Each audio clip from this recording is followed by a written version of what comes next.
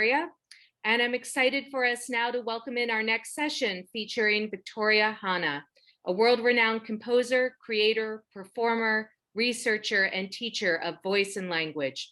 Our session with her today will look at ways that performance can be recentered as a Jewish cultural asset that draws upon and contributes to the record of Jewish creativity at the same time.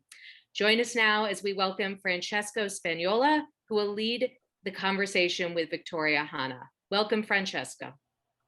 Thank you, Melissa. Thank you, everybody. And I think Victoria should also be. Yes, you don't see me. Hi. There you are. Here I am. Hello from Jerusalem. Hello, Victoria. So, you know, in this time, I know we share with everyone else in the museum community how to partake of the museum as a performative environment on Zoom. But also, as I was getting ready for this session with Victoria, I was kind of listening into the various conversations in the breakout rooms, and I think we're addressing a few of the points that have been brought up as well. And I think Victoria does address them in a poignant way. So what we're doing right now is essentially we're going to reconstruct a performative project that occurred at the Magnus in Berkeley a little over 3 years ago, doing a residency in the fall of 2017, when Victoria Hanna was in residency as a Schusterman visiting Israeli artist, part of the Israel Institute at UC Berkeley. So it was a project that was conceived with the Magnus at UC Berkeley, departments of music and Center for Jewish Studies. And in a way, it's a project that continues today. So yes. Victoria and I were used, and so we share some video from the work that we did and some new ideas, because the project continues separately and together and in various directions. So we'll share a little bit about how this evolved and what we think it means to us and how things work. And the basic idea of this project was to invite Victoria to meet the Magnus collection, one of the largest Jewish museum collections in North America, and especially work with me and the rest of the curatorial team on Hebrew amulets. And these amulets, as we will explain, were essentially taken by Victoria as if they were musical scores and given very special kind of treatment and performative treatment. I'm used in working with Victoria essentially in negotiating performance in real time.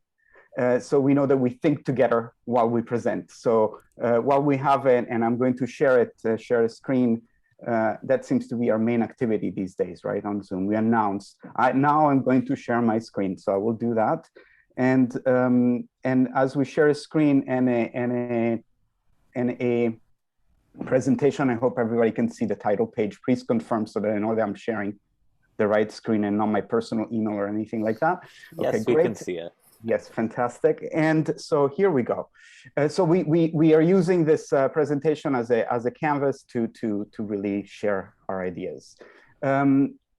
A couple of words about Victoria, but maybe words that Victoria can contribute herself, but just as a bit of background. I remember I encountered Victoria the first time when she burst out on YouTube in 2015. A friend from Israel sent me a link and I was immediately mesmerized. Here it is. Are you okay, Victoria, if we start with your video and then we chat definitely. Okay. This was the Aleph Bet song or Hoshana.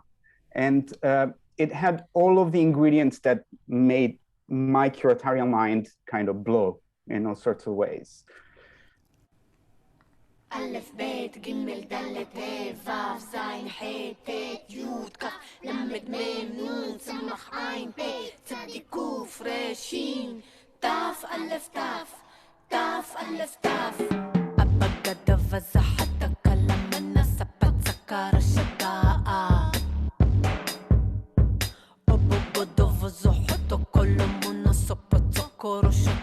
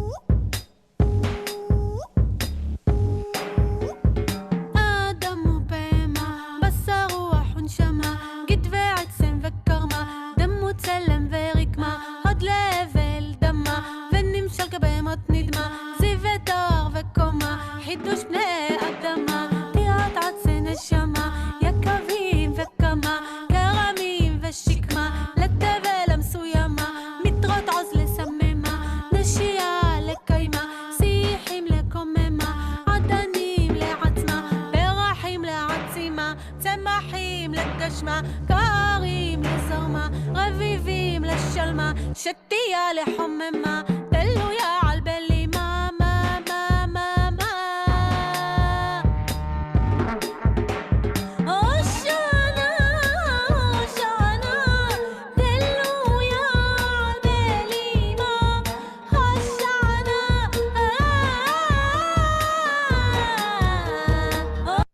And always difficult to put a stop to music, but here we have Victoria with us. So Victoria's background is in the so-called ultra-Orthodox Mizrahi community in Jerusalem. The cultural backgrounds of her family span from Iran to Iraq to Egypt, but they're all condensed in the Jerusalem experience. Deep involvement in all aspects of lived traditions. And one can read online, there are very interesting interviews with her, so I'm not going to go into any details about this, but both the challenge of having her voice heard within her community or not being able to have her voice heard within her community, and also the development of very special technique in voicing, in singing, in becoming a voice artist, essentially building on a severe speech impediment from childhood. So there are many ingredients here, and ingredients that have projected her into the both national Israeli stage and international stage with performances all over the world. It was not easy to catch her for 3 months to be in Berkeley and work with us. And it was kind of an opportunity for you, Victoria. Remember, you were kind of stunned by the idea that you would have 3 months to work on one thing and not 16 or 17 together. But in terms of the national stage, just look in the video on the right, what became of this song and what became of Victoria within 2 years from the YouTube sensation that the first video created. For the opening of the Maccabia Games, the song was restaged on national television, and it just take a look for a second. And this way, I think we have a sense of Victoria's persona as an artist, and we can then jump into the work that we did together.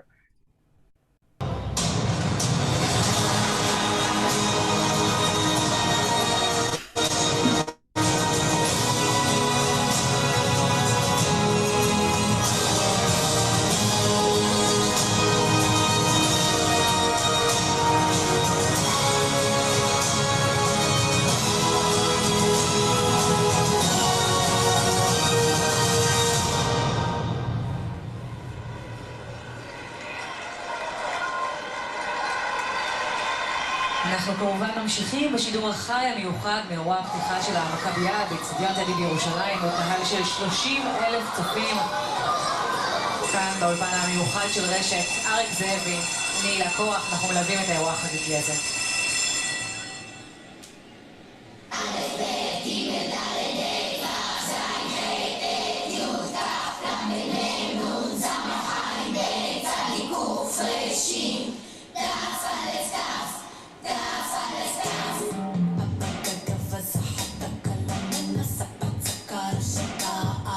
And there we go.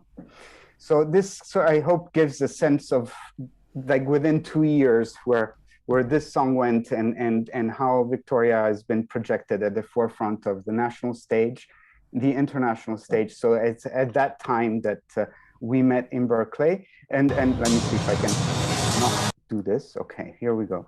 And we met in Berkeley. Actually, we first met in Jerusalem. I visited her at home in Jerusalem, and I brought an array of amulets, just a quick set of ideas about how we confronted amulets which are either worn on personal bodies or used, consumed, created typically at times of personal vulnerability and transition. But we focused on shapes, text, names, and visual characters. We focused, so we did some chavruta work, and we focused also on the non-linearity of text on amulet. This is an example how the priestly blessing is distributed across this amulet in all kinds of ways. It requires a lot of choreography of reading.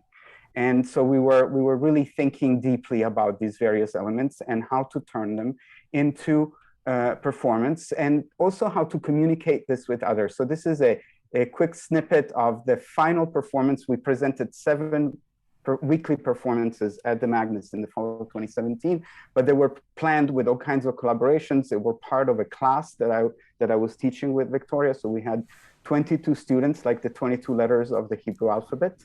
And here they are at the very end. We were projecting amulets we're working on a screen. The video, of course, only captures that in part. And we were also displaying the amulets in the auditorium where we're presenting, so that the presentation was a performance, a lecture, a class, and in a way, an exhibition, a museum exhibition, all at once, all wrapped into one thing. Here's how we were sort of articulating the work that we were doing before our audience.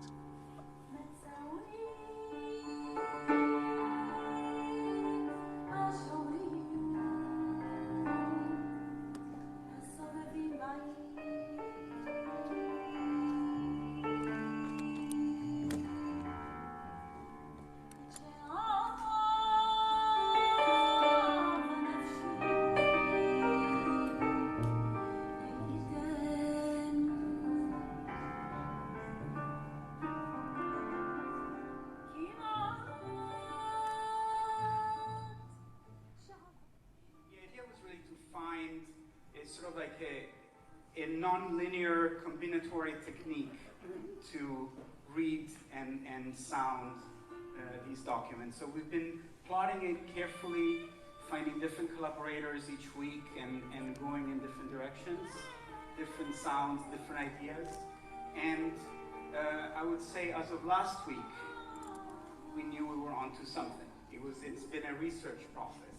And that something was really the idea of performing a whole amulet, and then all of the amulets we're working with, and in the future maybe more, as if they were a musical score. So we were looking at these materials not just for the text, but for what could be expressed. So many of these amulets were created for specific people. We find their names on them. Others were communal property, an early modern representation of what today we call health insurance, homeowners insurance, and the anxiety that comes with it, right? There we go. And the anxiety that comes with it. So with this, let me see if I can get this too. With this in mind, we moved from text to score and from the amulets to performances. A guiding star was a kind of a double principle. On the one hand, we looked at the work of Kathy Berberian, an American-Armenian singer who turned comic strips into music. Here is an example.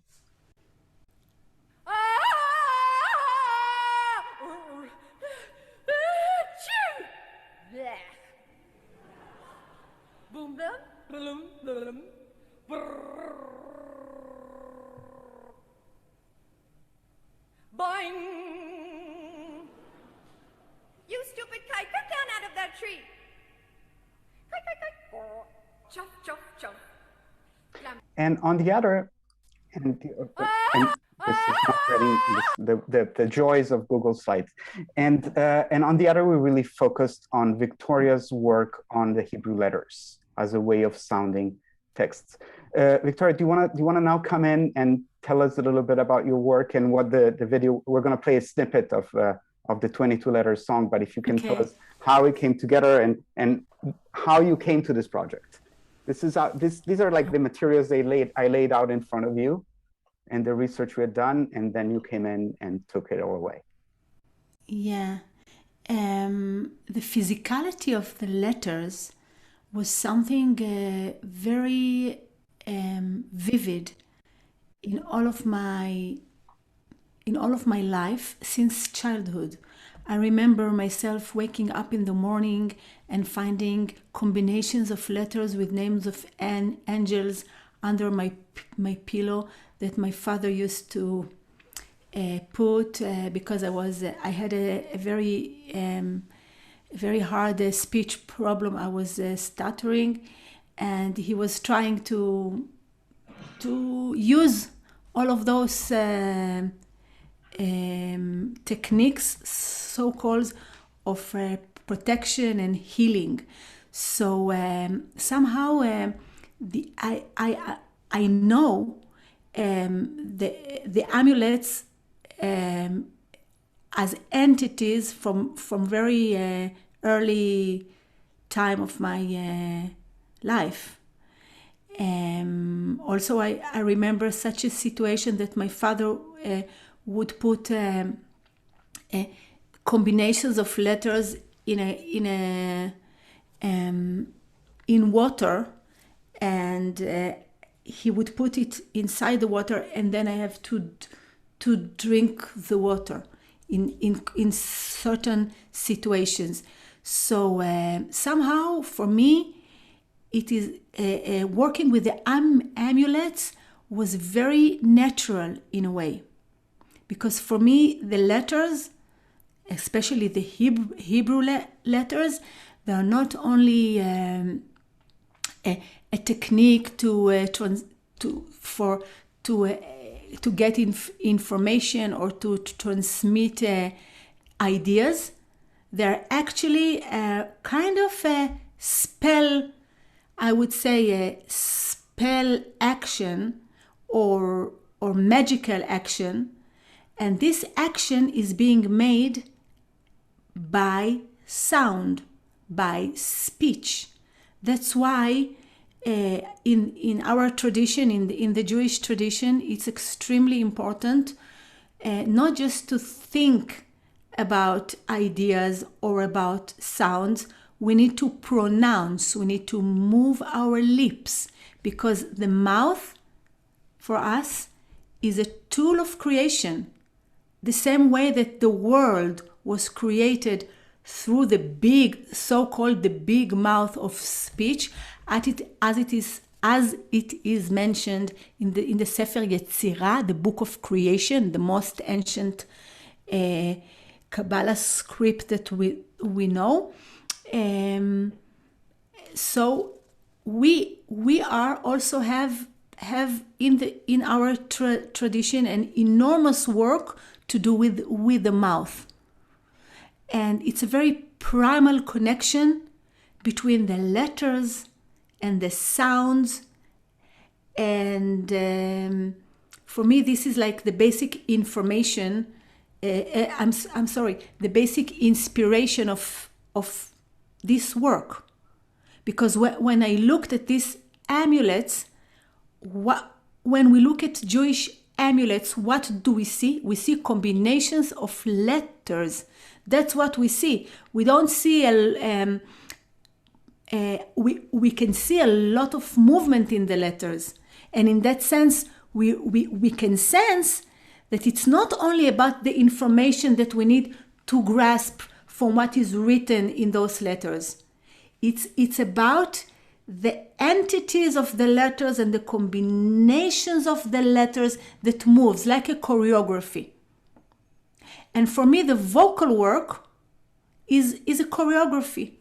I feel that every letter is stamped in another place in the mouth, and every vowel is. This is the basic in the book of creation, 22 foundation letters engraved with voice. Engraved, we are engraving with voice. The voice is like a matter, carved with breath. Even the breath, the air, we are carving with it. Set in the mouth in 5 places, in the throat, in the palate, in the tongue, in the teeth, in the lips. So this is our tool. 22, and from them God depicted all that was formed and all that would be formed. So for me, as a performer, this is amazing. You know, I get the best inspiration not from necessarily Grotowski or all of those legends in theater and in performance. I get it from this book. It's about it's like a magic book. It's like a witchcraft. How we take every letter and we pronounce it, and we create with a combination so many different worlds. And this video is what Francesco wants to show us is from this book of creation.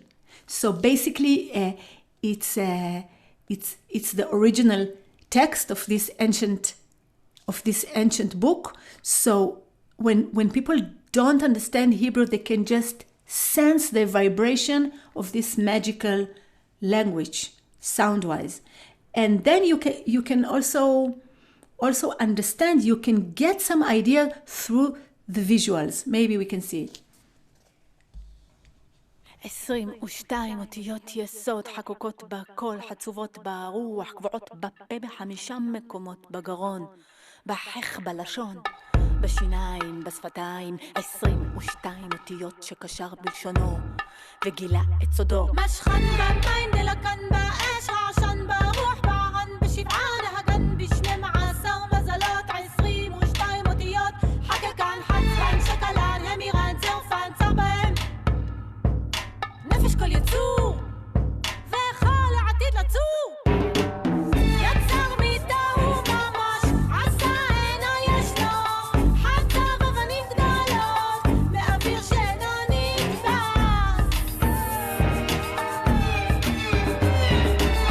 יצר מידהו ממש, עשה אינו ישנו, חצב אבנים גדולות מאוויר שאינו נתפס.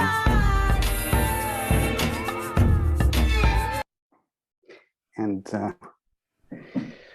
so we applied all of this to texts, right, Victoria? And Yes. some of it was in studying before preparing, and some of it just happened in the setting of performances themselves. Here are some of the texts that appear on an amulet. We can find many different texts. Some of them are short, some of them are long, some of them are acronyms, abbreviations, intuitions, scribbles. But there's also this often this idea of text choreographed in the form of a menorah. These are all elements that really inspired your work.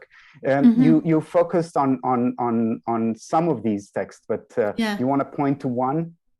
Yeah, one thing which was very interesting. The book of creation is a very physical book. Every letter is stamped in another place in the body, and is also stamped in another, in a certain place in the whole space, and in a certain place in the time zone of our life. Can you bring it back into the menorah, please? Here we go. Yeah.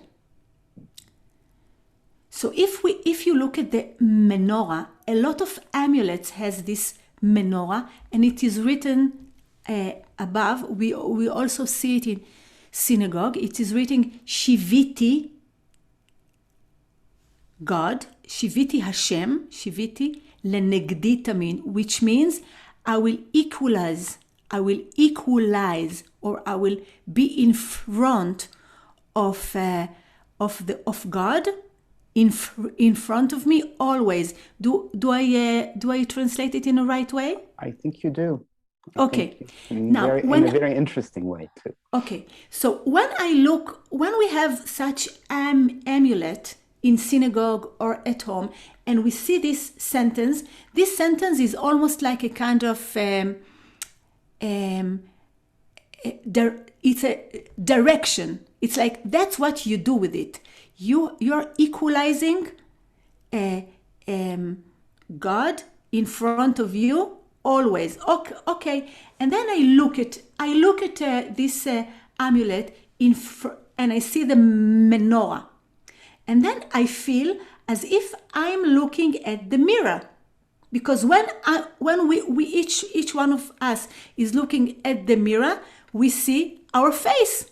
We are equalizing this thing with this thing that is in front of us. It's like looking at the mirror. And then I found out something really inspiring that I would like to share with you. In the book of creation, the face has a great importance, because we have in the face 7 gates. That's how they call it, gates. the ears, the two eyes, the two nostrils, and the mouth. So I'm going to be very fast because it's very deep actually, but I will not go too deep into that. When I saw the image of the menorah, looking at the menorah as if I'm looking at the mirror, immediately I saw this. Look, the menorah has one thing which is in the middle, right? And what is in the face in the middle? It's the mouth. This is the opening of the mouth. And then we have other two places, which is here, the two nostrils. You see?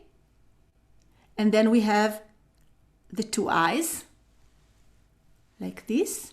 And then we have the two ears. So basically, when I look at the menorah, I visualize my face. My face become the menorah, and the menorah is equalized to my face. And this is something very, very deep. But as an artist, this is, for example, it's a reaction of an artist. I never read it in any book, you know. As artists, we are opening these zones to the way things looks, and we try to translate them into our own world. And I think that this is something that is very important in the dialogue that we have in the Jewish world, that somehow is missing, because we got a lot of books and a lot of information that we want to reserve. We are really, we don't want anything to get lost, and we need to repeat these things. But when we open those books, like the Zohar and like the Book of Creation, it's so psychedelic in a way. It has such an enormous ideas that came from a very, very wild and expanded and rich and imaginary world. But do we want only to reserve it and to keep it and to make it like it's a stagnant thing, or do we want to interact with it and to have our own and somehow to open this place where they were? I don't know. I'm just asking a question. It's a very interesting question, because it's also very dangerous. We don't want people just to do whatever they want. It's not a game. This is our heritage. On the other hand, I feel that I'm so connected with the tradition. I'm still keeping Shabbat and I'm Orthodox, so I have a lot. I really getting very, very careful when I do anything. My family even will never come to hear me in concerts because it's not allowed for me as a woman to sing. So I'm not rebelling, but I'm hoping in my artistic work to open this secret zone, this closed door, to open it in a way that I don't know. It's like a riddle. And that's why it's very important for me to say it here, because I think that the combination between art and our tradition is something very, very special and very sensitive. And we need to be very sincere and brave. While we were performing this, thank you, Victoria, a gallery next door to the performance hall had the exhibition. This is an installation shot you see beneath that was focusing specifically on the Shiviti format in manuscript and print. So we were actually backing up all of these thinking and all of these intuitions with the resources of the museum and with the museum effect, but also working in creating didactic materials to share all of this information with students who came from a variety of cultural backgrounds, UC Berkeley students, who spoke a variety of languages, and Victoria was helping to connect the sounds of these languages with Hebrew. Yeah. And then a very powerful way to do this kind of work together with students was to focus on names. Victoria, you've continued to work specifically on this amulet. This is a birth amulet from Greece, and on the names here. Can you share more about that? Okay, so on the right side, we see all of the names of our fathers. We see Adam, Avraham, Yitzhak, Yaakov, Moshe. So those are like the main roots of our buildings, from Adam to Abraham to Isaac to Jacob to Moses. And then on the left side, we see the women that connected with them. So we see Adam veHava. Hava is Eva. Avraham veSarah. Yitzhak veRivka. Yaakov, Rachel veLeah. Moshe veTzipora. So when I looked at this amulet, the name, for me, this list of Adam veChava, Avraham veSarah, Yitzhak veRivka, Yaakov Rachel looked like a musical. I used it as a musical vibration, because whenever we hear it, we feel that, okay, we are connected with the mothers and the fathers. Those are our roots. And the story of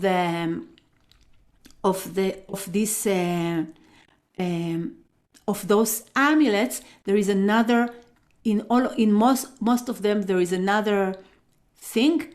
We have the entity of Lilith, and Lilith. We'll get to that in a second, Victoria. Yeah. If you want, we can show a little bit of how you activated this with the collaboration with students. So we see how it was performed. But maybe you explain a little bit about her. Well, we did. It's my daughter.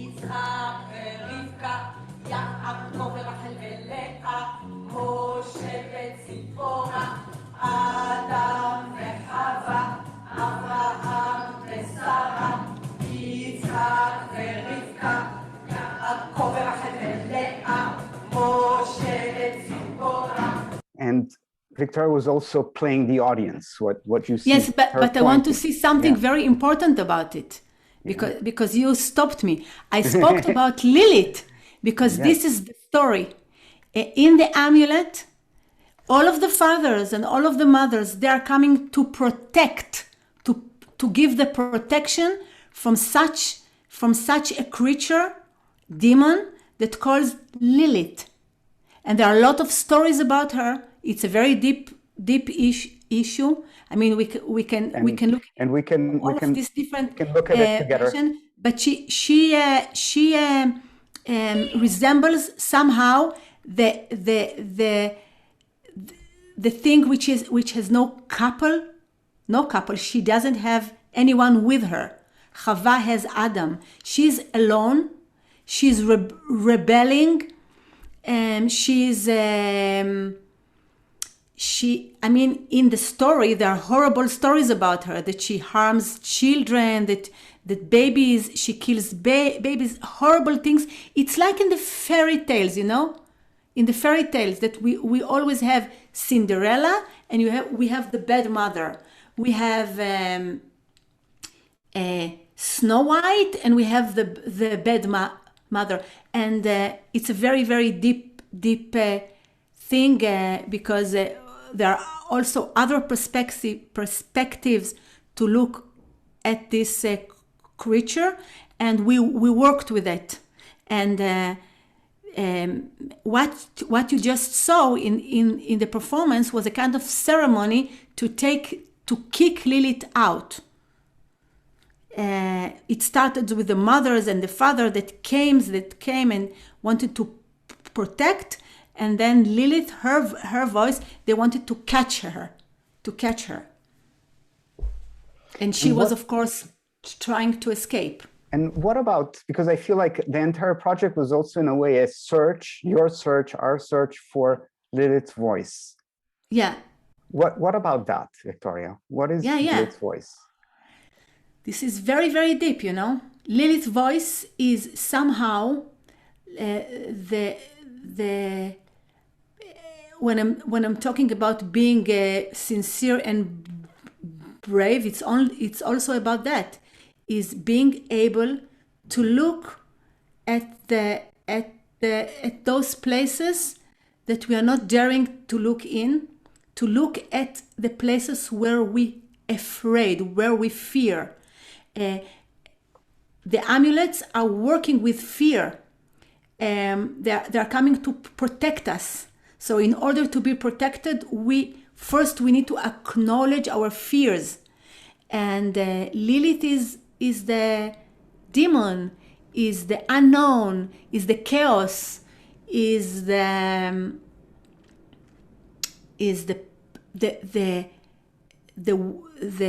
kind of witchcraft power of this of women that somehow was very much neglected in all of these generations, and was ruled by men in all of this generation. I just look at my grandmothers and their grandmothers and their grandmother and their mothers. Most of them were forced to be married with men that they don't love in a very, very early age. And they had a lot of energy and a lot of power, but this power was at home. And when we look at the image of Lilith, we see a wild creature, a rebellion creature, and it's very frightening. Even for us as women, we afraid. But when something is so much suppressed to one side, then it comes in a very extreme way on the other side. That's why in our tradition we always have like the beautiful woman that obeys, and then the witch.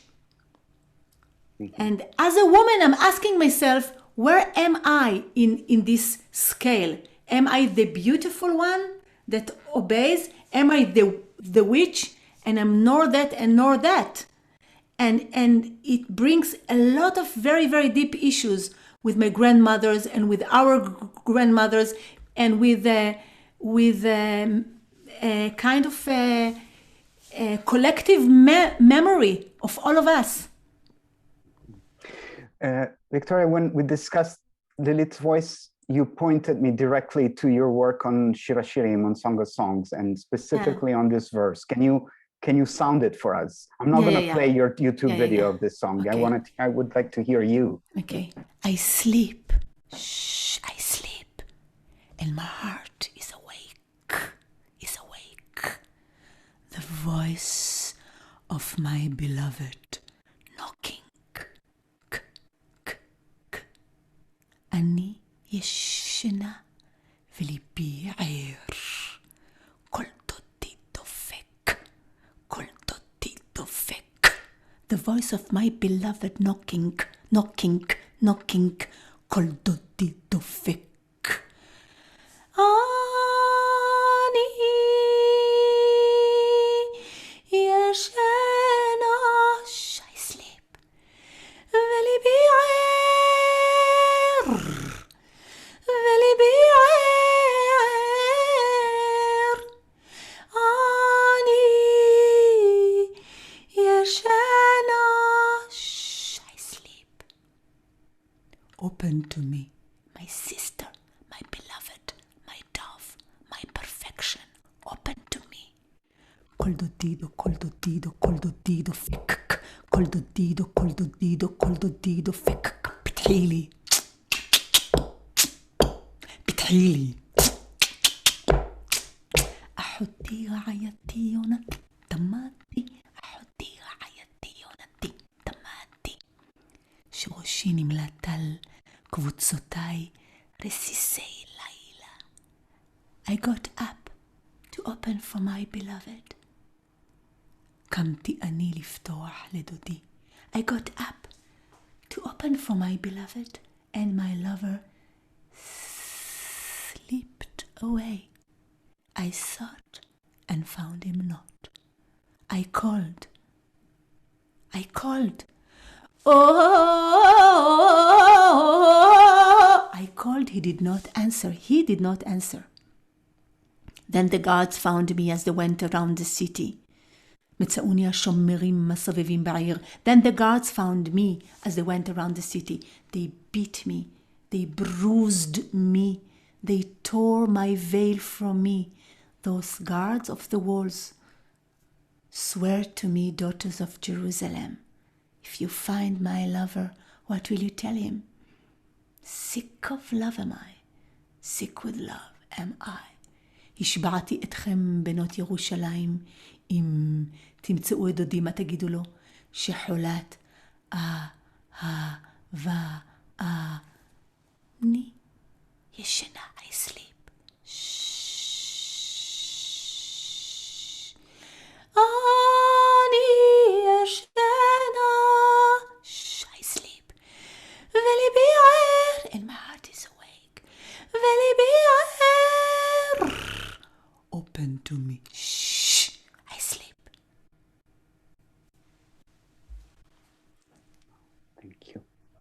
Thank you. No, we're not playing this, but we are instead showing a little bit of the voicing of Lilith that we did in our project. In the ceremony of kicking Lilith. Yeah. So let's just hear.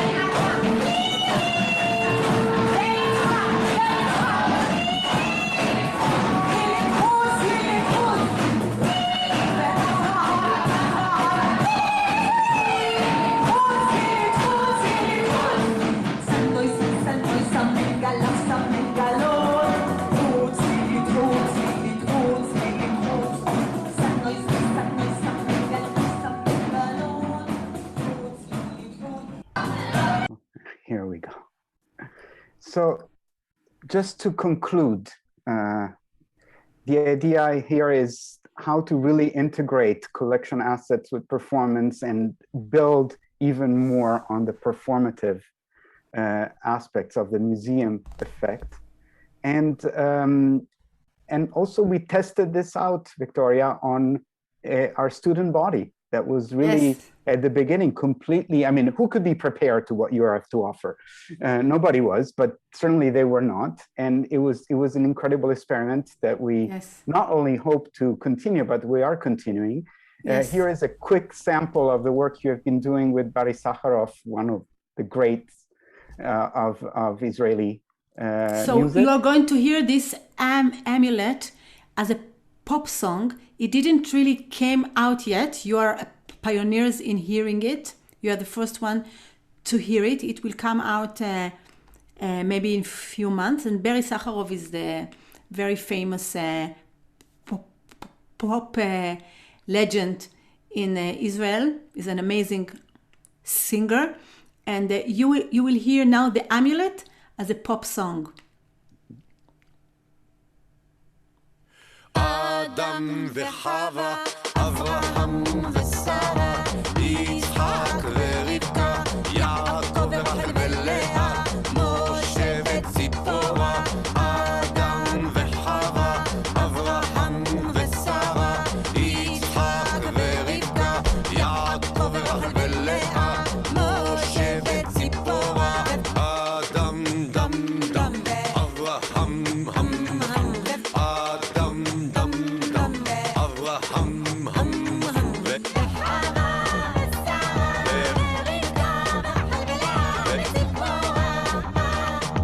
וחווה ושרה, ורבקה ורחל ולאה, וציפורה.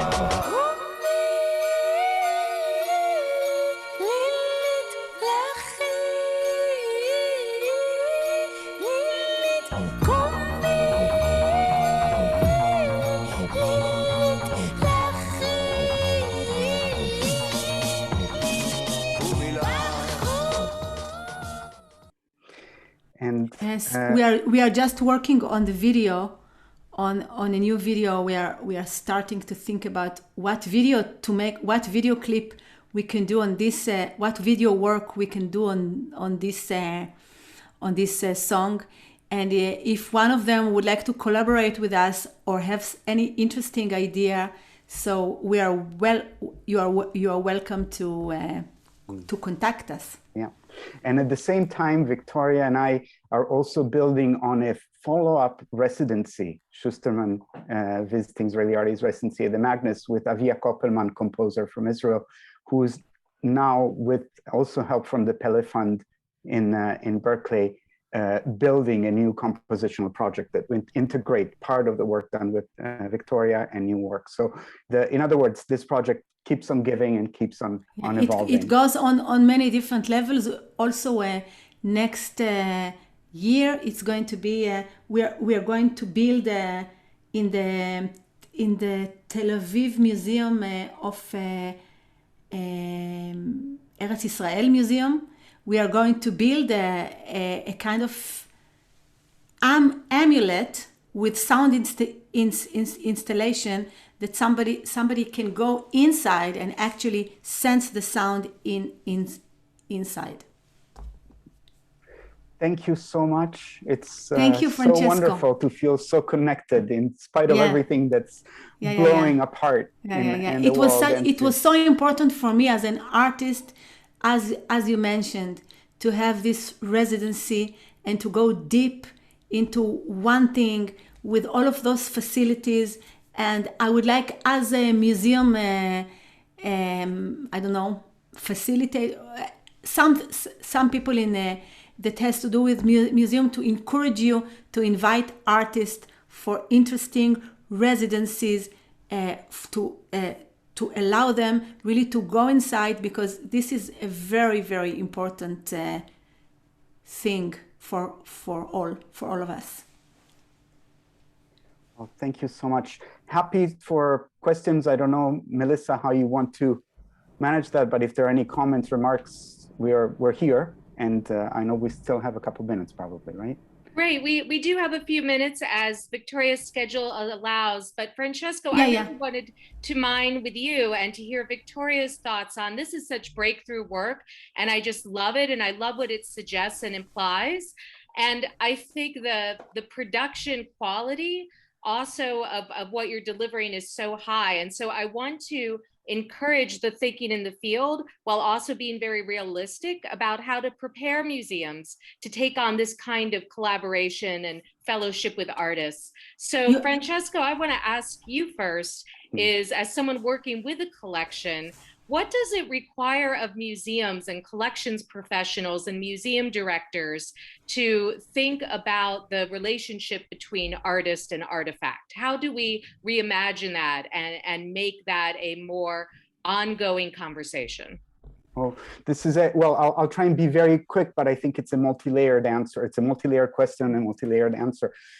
So first of all, a project like this was preceded by several years of research on the collection itself, on creating a data bank of materials that could be worked on in both Havruta style with Victoria, but also in the context of the classroom. So another key ingredient in the work. So the ingredients are the collection, the funders who make everything possible, the fact that collection is of course documentable and accessible, and students that we work with whom we test ideas, and students meaning a young population with a very, very diverse set of backgrounds or cultural backgrounds. So we test ideas, and we also, and you also have to mention that you threw me immediately into the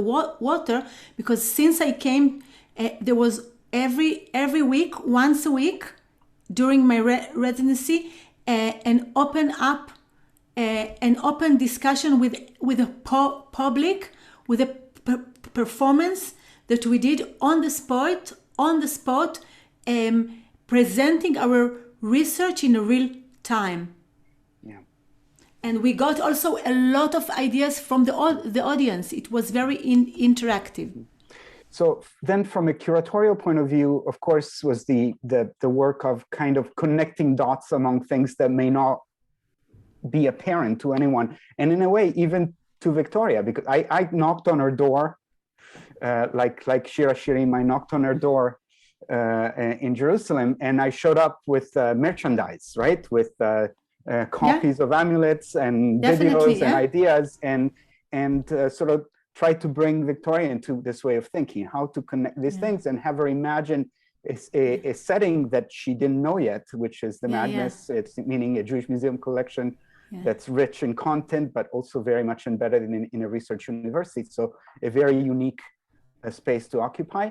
And when she said that, I threw it immediately into the thick of things. Also, it's because I had already started teaching. I teach a course that's called Jewish Nightlife in the music department, and so this was part of that course. And so students had already worked with me for a couple of months before Victoria arrived, and then they were tossed themselves into this way of thinking, and of as Victoria is saying, of performing and thinking and presenting in real time. So there are many different ingredients in this type of work, but also I would say that the wealth of backgrounds that Victoria specifically and many artists can bring to the table can be leveraged in all sorts of ways. So languages, experiences, knowledge of various aspects of life in the world, and the intimacy of the sincere research with no manipulation. You know, when you get, as an artist, when you get money to be able to come and to sit quiet somewhere, and you don't need to survive, and they tell you, you just take the money, you have the time, just look at those things and research them and be in interaction with anyone you want. This is a blessing for all of us. Thank you so much. I know that many of the colleagues here at the conference today, such as Rebecca at Asylum Arts and Laura at J Arts and Ronit at Laba, have been on a great experiment with CAJM to try to bring artists into museum spaces more. And so I think we're always looking for ways to kind of break through the wall, through the ceiling of what the possibilities are. And of course, during COVID, in a way, there were more restrictions on our imagination, but there was more liberation. So I have to tell you something about COVID. I was invited to do a performance and a work in Frankfurt, in the Jewish Frankfurt Museum, the Jewish Museum in Frankfurt. Maybe somebody is here from that place, and it seems like I couldn't come, And then I did with them a workshop of 2 days, intense workshop on the Zoom. And it was really, really amazing experience for me. What, Victoria, for you would be a dream process with a museum or with a Jewish museum? Like, what could you imagine would just be so exciting that you haven't done yet? So many things. I mean, you don't want me to start to talk because for me, I mean, just let me to do and I will do. You know, it's like it is always here, and I don't have to even invent it. It's my life. That's wonderful. That's the way it should be. And for everyone here at the conference, their museum work is their art and is their life. And so I have a feeling if we come together more often, we're going to see a lot of interesting things happen. Yeah. Thank you so much, Victoria. Thank you, Francesco. What a inspired and exciting session. Thank you and good luck. Here. Good luck in your beautiful missions. Thank you. And we hope to work with you again soon. I hope. Fantastic. Thank you, Victoria. Bye. Bye.